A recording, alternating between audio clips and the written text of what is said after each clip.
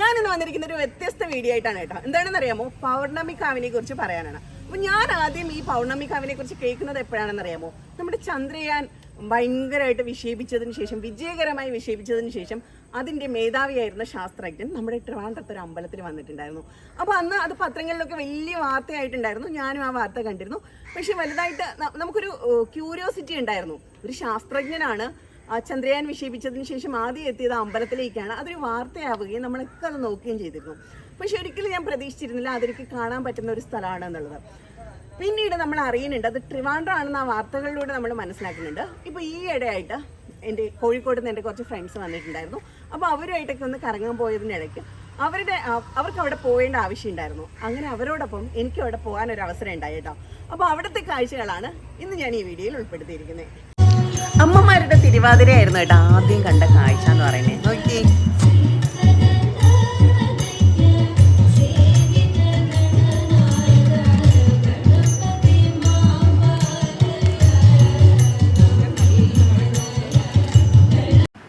അമ്പലത്തിന് മുന്നിൽ തന്നെയാണ് കേട്ടോ ഈ തിരുവാതിര നടക്കുന്നത്.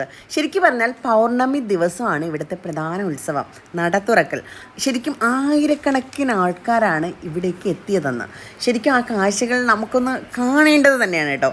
ശരിക്കും വിചിത്രമാണ് ഈ ക്ഷേത്രം എന്ന് തന്നെ പറയാം. തിരുവനന്തപുരം വെങ്ങാനൂരിലെ ചാവടിമുക്കിലാണ് ഈ പൗർണമിക്കാവ് ഉള്ളത്. മലയാളത്തിലെ 51 അക്ഷരങ്ങളും, മലയാളത്തിൽ എത്ര അക്ഷരങ്ങളുണ്ടെന്ന് എല്ലാവർക്കും അറിയാമല്ലോ അല്ലേ? 51 അക്ഷരങ്ങളാണ് കേട്ടോ. അപ്പോൾ മലയാളത്തിലെ 51 അക്ഷരങ്ങളും 51 ആരാധനാമൂർത്തികളാവുന്ന ക്ഷേത്രമാണിത്. അതെ, അക്ഷരങ്ങളിൽ ഉപാസനാമൂർത്തികളെ കുടിയിരുത്തിയ പൗർണമിക്കാവ് ഇന്ന് വളരെയേറെ പ്രശസ്തമായി കൊണ്ടിരിക്കുകയാണ്. ഒരുപാട് ആൾക്കാർ ഇങ്ങോട്ട് എത്തിക്കൊണ്ടിരിക്കുകയാണ്. ശരിക്കും ഇവിടെ ഇങ്ങനെ നിന്ന് ഈ കാഴ്ചകൾ കണ്ടുകൊണ്ടിരിക്കുക എന്നുള്ളത് ഒരു പ്രത്യേക സുഖം തന്നെയാണ് കേട്ടോ. എത്രയോ ആൾക്കാരാണെന്നറിയോ? ശരിക്കും പറഞ്ഞാൽ ഞാൻ കേട്ട കഥ എന്താണെന്നറിയാമോ? നമ്മുടെ കേരളത്തിലെ തിരുവനന്തപുരത്തെ വിഴിഞ്ഞത്തിന് ചുറ്റുമുള്ള പ്രദേശം ആയി രാജവംശമായിരുന്നു ഭരിച്ചിരുന്നത്, പണ്ടാണ് കേട്ടോ. അപ്പോൾ ഈ ആയി രാജവംശത്തിലെ യുദ്ധദേവതയായിരുന്നു പൗർണമിക്കാവ് ദേവി. ശരിക്കും പറഞ്ഞാൽ ആയി രാജവംശത്തിലുള്ളവരുടെ സാമ്പത്തിക അഭിവൃദ്ധിയുടെ കാരണം പൗർണമിക്കാവ് ദേവിയായിരുന്നു. ആയി രാജവംശത്തെ കീഴടക്കാൻ ചോള രാജാക്കന്മാർ ശ്രമിച്ചുകൊണ്ടേയിരിക്കുന്ന ടൈമാണ് കേട്ടോ. അപ്പോൾ ഈ ദേവിയുടെ വിഗ്രഹങ്ങളും ആഭരണങ്ങളും കൈക്കലാക്കാൻ അവർ ശ്രമിച്ചുകൊണ്ടേയിരുന്നു. ശരിക്കും അവർക്കറിയാം, എന്താ പറയുക, ആയി രാജവംശത്തിൻ്റെ ദേവിയുടെ വിഗ്രഹങ്ങളൊക്കെ കൈക്കലാക്കി കഴിഞ്ഞാൽ ആയി രാജവംശത്തെ തോൽപ്പിക്കാൻ കഴിയുമെന്നാണ് ചോള രാജാക്കന്മാർ കരുതിയിരുന്നത്. അപ്പോൾ ഇത് തടയാനായിട്ട് ആയി രാജവംശം ദേവിയുടെ വിഗ്രഹം എടുത്ത് അടുത്തുള്ള ഒരു വനത്തിലെ മരച്ചുവട്ടിൽ സ്ഥാപിച്ചു. അപ്പോൾ ശരിക്കും ഒളിപ്പിച്ച് വെച്ചു എന്ന് തന്നെ പറയാം കേട്ടോ. എന്നിട്ട് കച്ചവടത്തിന് പോകുന്നതിന് മുന്നേ ആയിട്ട് രാജാക്കന്മാർ ഇവിടെ പൂജകൾ നടത്തിയിരുന്നു. കാര്യം അവർക്കൊരു വിശ്വാസം ഉണ്ടായിരുന്നു, അവരുടെ കച്ചവടം വിജയിക്കണമെങ്കിലും മറ്റും ദേവിയുടെ അനുഗ്രഹം വേണമെന്നൊരു വിശ്വാസം ഉണ്ടായിരുന്നു. അതുകൊണ്ട് തന്നെ അവർ കച്ചവടത്തിന് പോകുന്നതിനും മറ്റും മുമ്പുമായിട്ട് ഈ ദേവിയുടെ ഈ വിഗ്രഹത്തിനടുത്ത് വന്ന് പൂജകളും മറ്റുമൊക്കെ നടത്തിയിരുന്നു. എന്നാൽ കാലക്രമേണ ആയി രാജാക്കന്മാരുടെ തുടർന്നുള്ള തലമുറകൾ ഈ പാരമ്പര്യം പാലിച്ചില്ല. മനസ്സിലായോ? ഇത് ശരിക്കും പറഞ്ഞാൽ ദേവിയുടെ കോപം ക്ഷണിച്ചു വരുത്തിയെന്ന് വേണം പറയാനായിട്ട്. അത് ശരിക്കും പറഞ്ഞാൽ ദേവിയുടെ കോപം എന്ന് പറഞ്ഞാൽ അത് ആയി രാജവംശത്തിന് ദുഃഖവും ദാരിദ്ര്യവും ദുരിതങ്ങളും ഒക്കെ വരുത്തി വെച്ചു എന്നും അതവരുടെ പതനത്തിലേക്ക് നയിച്ചു എന്നുമാണ് പറയപ്പെടുന്നത്. അപ്പോൾ ഈ പ്രദേശത്തിൻ്റെ ഭരണം ഏറ്റെടുത്ത പുതിയ രാജാക്കന്മാർ ദേവിയെ ആരാധിക്കാൻ നിരവധി പുരോഹിതന്മാരെ നിയമിച്ചു. എങ്കിലും അവരുടെ പൂജകളിലൊന്നും ദേവി പ്രസാദിച്ചില്ല എന്നുള്ളതാണ് സത്യം. പിന്നെ കാലങ്ങൾ കഴിഞ്ഞു. കാലക്രമേണ ഈ പ്രദേശങ്ങൾ നിരവധി വ്യക്തികളുടെയും കുടുംബങ്ങളുടെയും ഒക്കെ കൈകളിലായിട്ട് മാറിയിട്ടോ. പക്ഷേ ഈ അവിടുത്തെ ഈ പ്രശ്നങ്ങൾ, ദേവിയുടെ കോപം എന്ന് പറയുന്നത് ഈ അവിടെ താമസിച്ചിരുന്ന കുടുംബങ്ങളെയും ചുറ്റുപാടുകളെയും ഒക്കെ സ്വാധീനിച്ചു. അപ്പോൾ ഇത് പിന്നീട് ദേവിയുടെ കോപമാണെന്ന് ഇവർ മനസ്സിലാക്കുകയാണെന്ന്. ഇത് ഒരുപാട് ജ്യോതിഷികൾ ഇത് മനസ്സിലാക്കി ഈ പ്രശ്നങ്ങൾക്കെല്ലാം കാരണം ഇവിടുത്തെ ദേവിയുടെ കോപമാണെന്ന് മനസ്സിലാക്കിയ ജ്യോതിഷികൾ ദേവിയുടെ കൃപയ്ക്കായി പ്രാർത്ഥിച്ചു. ദേവി എന്ത് ചെയ്തു? ദേവി ഇവരുടെ പ്രാർത്ഥനയിൽ പ്രസാദിച്ചു. അതാണ് സത്യം. ദേവിയുടെ നിർദ്ദേശപ്രകാരം ഇവിടെ ക്ഷേത്ര പുനർനിർമ്മാണവും പ്രതിഷ്ഠയും നടത്തി.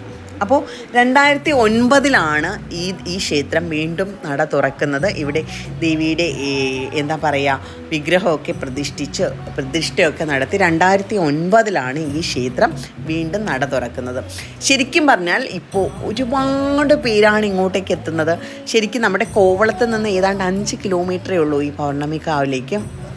ലോകമെമ്പാടുമുള്ള ജനങ്ങളുണ്ടല്ലോ, മതവും ജാതിയും നോക്കാതെ ഇവിടെ പ്രവേശനമുണ്ട്. ലോകമെമ്പാടുമുള്ള ജനങ്ങൾക്ക് പ്രവേശനമുണ്ട്.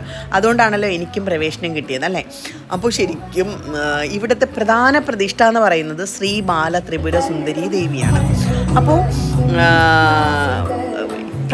പൗർണമി ദിനങ്ങളിലാണ് ഇവിടുത്തെ നട തുറക്കുന്നത്. പൗർണമി ദിനങ്ങളിൽ പരിധിയില്ലാത്ത ഭക്ഷണം ഇവിടെ നൽകുകയും ചെയ്യും കേട്ടോ. പിന്നെന്താ പറയുക, നമ്മുടെ കോവളത്തിൽ നിന്ന് ഏതാണ്ട് 5 കിലോമീറ്റർ ദൂരമേ ഉള്ളൂ.